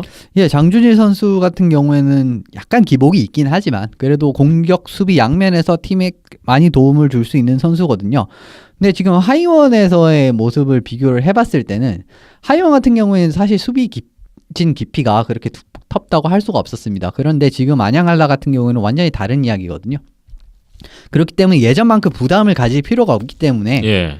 좀 더 마음 편하게 활약을 할 수 있을 것 같아요. 그리고 그런 환경이 있었을 경우에 장준일 선수는 뭐 어느 좀 믿음직한 활약을 해줄 수 있는 능력을 가진 선수이기 때문에 이런 부분에서는 이제 한라분들 팬분들께서는 좀 기대해 보셔도 괜찮지 않나라고 생각합니다. 예. 총 7명의 선수, 새로운 선수 소개를 드렸고 마지막으로 8번째 골리 전종훈 선수가 있습니다. 전종훈 선수는 지금 19살 안양한라의 연습생으로 일단은 들어왔던 선수였는데 이번에 이제 정식 선수가 등록이 됐네요.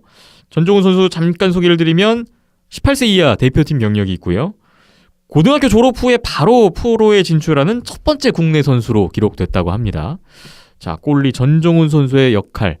글쎄요, 뭐 일단 메달튼이 있기 때문에 뭐 넘버원 골리는 아니겠지만 또 전종훈 선수의 그 젊은 피라고 할까요? 네, 이런 것들도 한번 여러분 눈여겨보시면 좋을 것 같네요. 이렇게 해서 안양한라 총 8명의 새로운 선수가 발표가 됐어요. 사실 안양한라 빠진 선수들 워낙 뭐 주요 선수들이 나갔잖아요. 신상훈, 안준희, 안정현 선수 군 입대 상무로 갔고 성우재 선수 대면 킬러 웰즈 이적했죠. 마이크 테스트리드 선수 일단 재계약 안 된 걸로 나왔죠. 마이클 라저 선수 아까 뭐 말씀드렸지만 그리고 골리 김동욱 선수까지 일단 빠졌고 이 8명의 선수가 추가됐습니다. 전체적인 이 스쿼드 일단 김기성, 김상욱 선수 아직 확정되지 않았습니다만 전체적인 올 시즌의 스쿼드 지난 시즌이랑 비교했을 때 어떤 느낌이세요? 김기성, 김상욱 선수만 어떻게 잘 잡게 된다면 사실 뭐 작년과 비교해서 그렇게 빠지는 스쿼드는 아니라고 생각합니다. 예. 약점이 될 수 있을 만한 부분들, 그러니까 빠지는 부분들에 대한 대체가 어느 정도는 됐어요. 이제 그 부분에 대해 얼마나 잘 굴러갈지는 이제 가봐야 알 것 같습니다. 그래도 팀에서 꽤 비중이 있었던 신상훈, 안진희 선수의 공백을 과연 좀 어느 선수들이 좀 메워내느냐, 이 부분은 좀 물음표가 될 수 있을 것 같고, 예, 나머지 외인들 같은 경우에는 사실 뭐 대체 부분에서는 그렇게 문제가 없다고 봐요. 그렇기 때문에 수비적인 부분은 오히려 뭐 작년보다 강해질 수도 있을 것 같고요. 왜냐하면 예. 이제 뭐 박상진, 이민우 선수 들어오고 장준희 선수까지 들어오면 수비적인 부분은 오히려 그렇게 공백이 없을 것 같긴 한데 공격 부분에서 이제 신상훈, 안진희 선수를 완벽하게 대체를 할 수 있느냐, 이 부분이 조금 이제 관건이 될 것 같습니다. 예.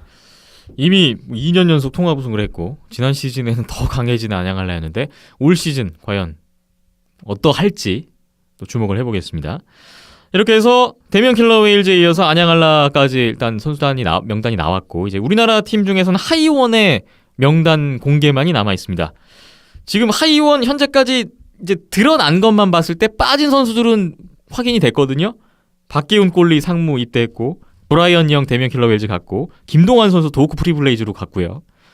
이유원 장준일 선수 지금 말씀 주신 대로 안양한라 갔고요. 그리고 외국인 선수 타일러 브리클러 선수도 이제 팀을 떠난 걸로 나왔어요. 네, 영국 쪽에 던디 스타스로 이적을 한 걸로 이제 예, 그렇게 자료가 계속 나오고 있죠. 예, 뭐 여러 명의 선수가 지금 빠진 것으로 나왔는데 과연 이 자리, 이 이상 어떻게 메꿀 것인지, 새로운 선수는 누가 있는지 하이원의 선수 명단 공개 또 주목이 될 것 같은데 기다려봐야 될 것 같습니다. 뭐 들리는 루머로만 보면 굉장히 좀 익숙한 선수들이 들어온다는 말도 있고 예. 그런 이야기도 있고 그리고 굉장히 대형 선수를 영입했다라는 이야기도 있습니다. 그래서 좀 공식적인 발표가 있을 때까지는 네, 좀 기대를 해보셔도 될 것 같은데 네. 근데 빠진 선수가 너무 많긴 많아요. 그리고 팀에서 좋은 모습을 보였던 수비에서 특히 그런데 영, 김동환, 장준일 이렇게 빠지면은 사실 베테랑 선수들이 너무 많이 빠지는 거기도 하기 때문에 그런 부분에서는 어느 정도 좀 불안 요소는 있는 것 같습니다. 네. 이런 가운데 하이원이 전지훈련 갔다는 소식을 전번에 한번 전해드렸는데 올 시즌에도 시즌 개막 전에 키에코 한타와 평가전을 한다고요? 네, 키에코 반타 쪽에서 이제 이렇게 그 자료가 올랐는데 올해도 두 차례, 작년에 네 차례 경기하지 않았습니까? 올해는 두 차례 경기를 할 것 같고요. 예.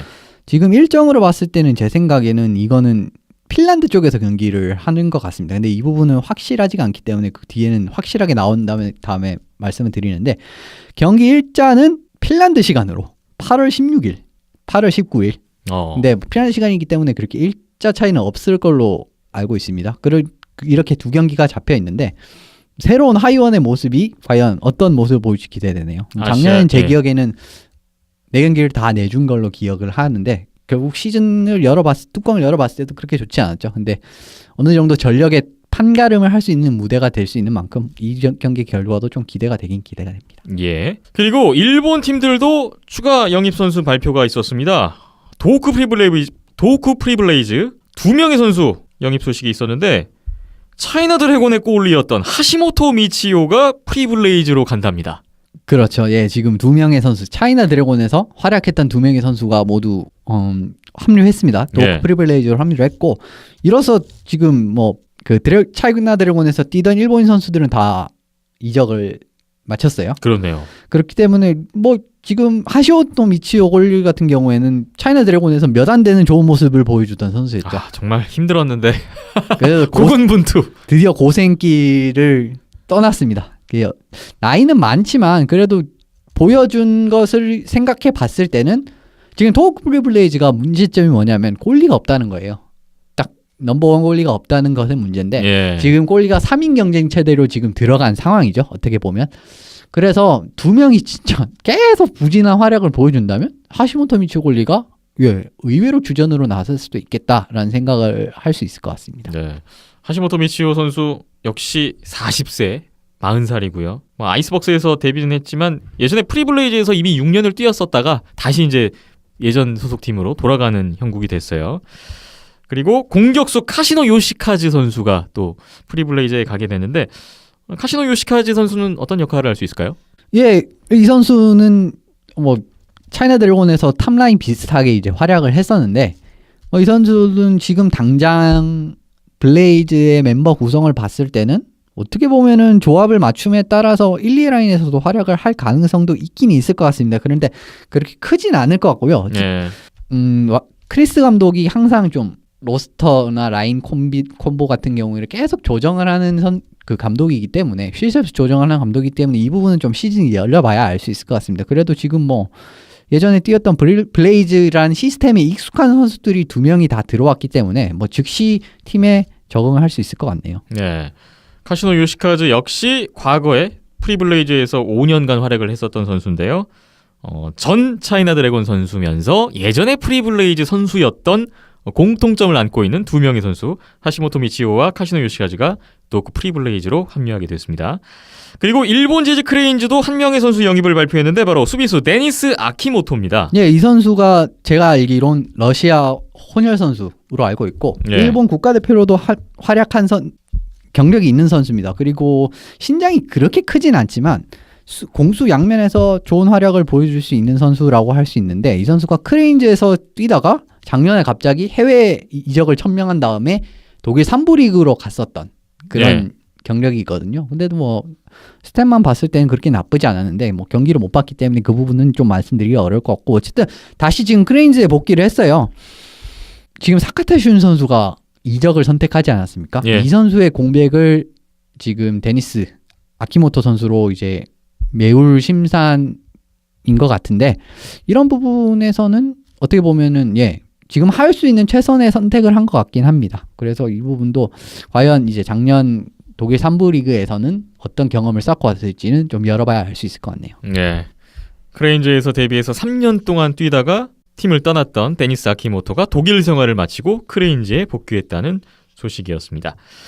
이렇게 해서 각 팀들의 이제 움직임 소식들이 전해졌고 그런 가운데 바로 이번 주에 아시아리가 이사키 2017-2018 시즌의 경기 일정이 공식 발표됐습니다. 자, 이제 또 새로운 시즌이 임박했네요. 일단 새로운 시즌 아시아리그 개막일은 2017년 오는 9월 2일 토요일입니다. 일단 개막전은 일본 하치노에에서 도호쿠 프리블레이즈와 일본 제지 크레인즈의 경기, 일본 니코에서 니코 아이스박스와 오지 이글스의 경기, 이렇게 매치업이 돼 있고요. 우리나라에서도 개막전이 9월 2일에 열리는데 인천에서 대명 킬러 웨일즈의 홈 경기로 이제 대명 킬러 웨일즈와 하이원의 경기가 잡혀 있습니다. 일본의 지금 매치업을 보면 지난 시즌 플레이오프 매치업이에요. 그래서 좀 눈길을 끌고 그리고 우리나라에서 일단 개막전이 지난 시즌에 이어서 또 열린다는 점, 인천에서. 디펜딩 챔피언 안양알라 같은 경우에는 지금 안양빙상장 보수공사 관계로 원정 일정을 먼저 소화하고 9월 23일에 홈 개막전을 치른다고 합니다. 정규리그 일정 소개를 드릴까요? 9월 2일 토요일에 시작해서 12월 24일 일요일까지 정규리그 일정이고요. 이번 시즌 같은 경우에는 평창 동계올림픽이 있다 보니까 2018년 1월과 2월에는 리그 휴식기에 들어갑니다. 그렇게 해서 9월부터 12월까지 정규리그를 모두 마치고요. 플레이오프는 2달 후에 2018년 3월 3일부터 4월 1일까지 이렇게 잡혀 있어요. 일단 플레이오프 제도도 올 시즌에 달라졌는데 그건 잠시 후에 다시 좀 자세하게 말씀드리기로 하고요. 일단은 경기 방식에서 가장 큰 차이는 중국의 차이나 드래곤이 불참한다는 점이라고 볼 수가 있겠어요. 팀이 8팀으로 줄었습니다. 그렇습니다. 지금 차이나 드래곤, 이제 중국 하키 자체가 러시아 쪽에 많이 집중을 하고 있는 그림이기 때문에 조금 더 집중을 하는 차원에서 이제 이런 결정이 나온 것 같고요. 보시면은 지금 VHL에도 중국이 2팀을 창단을 해서 들어간다는 이야기가 있습니다. 예. 쿤룬 레드스타스의 연계팀이라고 할 수 있는데 헤이룽장 지역, 중국의 그쪽에 연고팀 하나와 이제 길림성 쪽 지역 이렇게 연고팀 하나 해서 2팀이 VHL에 들어간다는 이야기가 있습니다. 예. 그래서 헤이룽장 팀 같은 경우에 이제 차이나 드래곤의 많은 선수들이 이제 그쪽으로 흡수가 되었다라는 이야기가 있고요. 그래서 지금 중국이 어쨌든 불참하는 건 좀 더 러시아 쪽에 집중을 하기 위해서고, 뭐 다른 이야기일 수도 있지만은 중국은 또 이제 베이징 연고로 쿤룬 레드스타 주니어 팀을 또 운영을 해가지고 중국의 탑 주니어 리그는 MHL 쪽에 참여를 한다고 합니다. 그래서 네. 지금 나오는 이야기로 봤을 때는 중국이 뭐 아시아리그 쪽에 투자를 하기보다는 이제 좀 더 KHL 쪽, 러시아 쪽에 좀 더 집중을 하고 있다. 그렇기 때문에 불참을 하게 됐다라는 게 좀 논리적으로 맞는 설명이 나오는 것 같습니다. 그렇군요. 차이나 드래곤 빼고 기존의 8개 팀이 참가를 하게 되고요. 홈 앤드 어웨이 4라운드 방식으로 진행이 됩니다. 이렇게 되다 보니까 경기 수가 많이 줄었는데요. 지난 시즌에 팀당 정규리그 48경기였는데 올 시즌에는 28경기로 축소됐습니다. 지난 시즌 비해서 40% 이상 축소된 아주 단기 시즌이라고 볼 수가 있겠어요. 이 안에서 좀 특이점은 집결전이 일단 없어졌고요. 그리고 거의 이제 경기 수가 적다 보니까 토요일, 일요일, 주말 경기 위주로 편성이 나왔더라고요. 전체 일정의 한 3분의 2 정도가 주말 경기로 잡혀 있다 보니까 이런 부분은 관중 여러분께서는 좀 찾아가기는 용이할 것 같다는 생각도 듭니다. 관중 평균은 많이 오르겠네요. 네. 의미는 없겠지만. 네. 그리고 올해 또 추석 연휴가 길잖아요, 우리나라. 그렇죠. 10일 연휴가 잡혀 있는데 연휴 끝자락이라고 할 수 있는 10월 7일, 8일 토요일, 일요일에 우리나라 안양과 인천에서 동시에 또 아시아리그 아이스하키를 볼 수가 있어요. 크리스마스 연휴에도 안양알라와 하이원의 라이벌전이 안양에서 잡혀 있습니다. 경기 일정은 일단 관중들 보시기에는 좀 괜찮을 것 같아요. 그런 가운데 이제 가장 큰 변화 중에 하나가 바로 플레이오프 제도가 바뀌었다는 건데요. 올해는 8개 팀 중에서 정규리그 5위까지 플레이오프에 나갑니다. 후하죠? 역시나. 너무 많이 나가는데요. 항상 그러지만. 네. 네, 9개 팀 중에서 6개 팀 나갔었는데 한 팀 줄었는데 한 자리 줄었어요. 방식을 소개해드리겠습니다. 일단 3전 2선승제의 플레이오프 퍼스트 라운드 1라운드가 치러집니다. 이 1라운드는 2018년 3월 3일부터 3월 6일까지 정규리그 4위 팀과 5위 팀의 대결인데요. 이제 4위 팀의 홈 구장에서 3경기를 모두 치르는 3전 2선승제 방식으로 치르게 되겠습니다. 그리고 두 번째 2018년 3월 10일부터 18일까지 이제 세미파이널이 있습니다. 이 세미파이널은 앞서 말씀드린 1라운드, 퍼스트 라운드의 승자와 정규리그 1위 팀이 5전 3선승제로 맞붙게 되고요. 그리고 또 하나의 세미파이널이 있는데 바로 정규리그 2위와 3위 팀 간에 또 5전 3선승제 세미파이널이 있습니다. 이 5전 3선승제 세미파이널 같은 경우에는 뭐 지난 시즌과 마찬가지로 1, 2, 3차전은 상위 팀 홈에서 진행을 하고 거기서 승부가 나지 않으면 4, 5차전은 하위 팀 홈으로 이동해서 진행이 됩니다. 그러니까 2위, 3위 팀은 일단 4강에 직행, 1위 팀 역시 4강에 직행. 이 상태에서 일단 4위, 5위 팀의 승부를 통해서 한 자리를 메꾸는 뭐 그런 방식이네요. 그래서 세미파이널의 승자끼리 이제 마지막 플레이오프 파이널이 있는데 2018년 3월 24일부터 4월 1일까지 5전 3선승제. 역시 방식은 1, 2, 3차전은 상위팀 홈, 4차전, 5차전은 하위팀 홈 이렇게 잡혀 있어요. 지난 시즌 플레이오프 제도와 닮은 점도 있고 약간 비틀어서 다른 점도 있고 그렇네요. 어떠세요? 이 편이 조금 더 나은 것 같은 게 예전 같은 경우에는 좀 1위 팀이 약간은 좀 뭐랄까 매치업상에서 이득을 볼 수 없는 이제 중결승에서 조금은 그런 부분이 있을 수도 있다라고 생각을 했는데 이제 이런 부분이 좀 해소됐기 때문에 좋은 것 같고요. 예.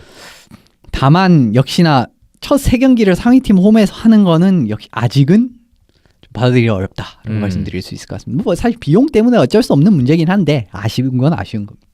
이 부분은 조금 조정이 되면 어떨까? 조정이 됐으면 좋겠다라는 바람이 있었는데 일단 올 시즌은 그대로 가는 걸로 나왔습니다. 아시아리그 아이스하키 2017-2018 시즌 이제 개막이 얼마 남지 않았습니다. 개막 분위기가 무르익고 있네요. 9월 2일 토요일에 개막하니까 여러분 뭐 다가올 아시아리그 시즌도 또 만끽하시고 또 아시아리그는 또 직접 가서 많은 분들이 보실 수 있으니까 더 많은 분들이 즐기셨으면 좋겠습니다. 비하인더넷 104회 오늘 준비한 내용은 여기까지고요. 마지막으로 마무리하기 전에 한 가지 소식이 있습니다. 우리나라 남자 국가대표팀에 관한 소식인데요. 우리나라 남자 대표팀이 채널 원컵이라는 대회에 출전을 한다라는 보도가 IIHF를 통해서 나왔습니다. 채널 원컵 이게 어떤 대회죠? 예, 국가 한 시즌에 3번의 인터내셔널 브레이크가 있지 않습니까? 그때 그중에 한 번에 열리는 대회라고 알고 있는데 이거 러시아 쪽에서 주최한 대회입니다. 이제 세부 일정은 아직까지 나오지 않았습니다. 그런데 올해는 2017년 12월 11일에서 17일이 걸린 주에 한다고 나오고 있고요. 예. 모스크바에서 개최를 합니다. 뭐 출전국이 대단해요, 근데. 그렇죠. 이 리스트가 어마어마한데 러시아가 있고 홈팀이죠. 체코, 핀란드, 스웨덴, 캐나다까지 참가를 합니다. 예. 거기에 더해서 우리나라까지 6팀이 참가를 결정을 했네요. 홈팀 러시아, 핀란드, 스웨덴 그리고 우리가 올림픽에서 한 조로 같이 만나게 될 캐나다와 체코 여기에 대한민국. 그렇죠. 어떻게 이런 대회가 성사가 됐을까? 대단한데요? 친선전의 일환이기 때문에 네. 물론 뭐 다들 최저 전력으로 나올 수가 없는 환경이긴 합니다. 그래도 이런 나라와 한번 붙어본다는 자체도 굉장한 수확이 될 것 같고 이번에 또 이 대회가 어떻게 보면 좀 다른 의미를 찾을 수 있는 게 NHL에 안 나오지 않습니까? 예. 그러면은 생각보다 캐나다, 체코의 전력 차가 많이 없을 수도 있어요.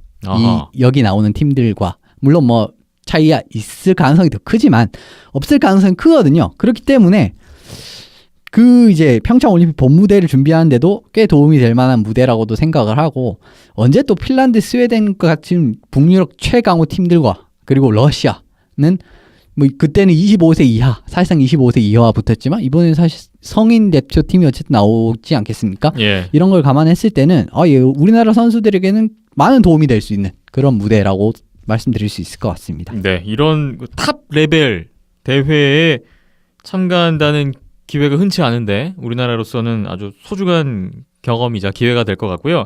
12월 11일부터 12월 17일까지 러시아 모스크바에서 열리게 될 채널 원컵 또 잘 준비해서 좋은 경기 했으면 좋겠네요. 저희 온더스포츠 홈페이지 온더스포츠.tv, 페이스북 온더스포츠, 유튜브 온더스포츠 있고요. 팟빵과 아이튠즈, 또 네이버 스포츠 라디오와 네이버 TV에 온더스포츠라고 치시고 들어오시면 되겠습니다. 팟빵에서는 비하인드 더 넷 이렇게 검색하시면 되겠어요. 계속해서 여러분 많은 의견 또 성원을 부탁드리겠습니다. 오늘 104회 마무리하겠습니다. 이현석 기자님 오늘 고생 많이 하셨고요. 저는 김태범이었습니다. 오늘도 함께해 주신 여러분 고맙습니다.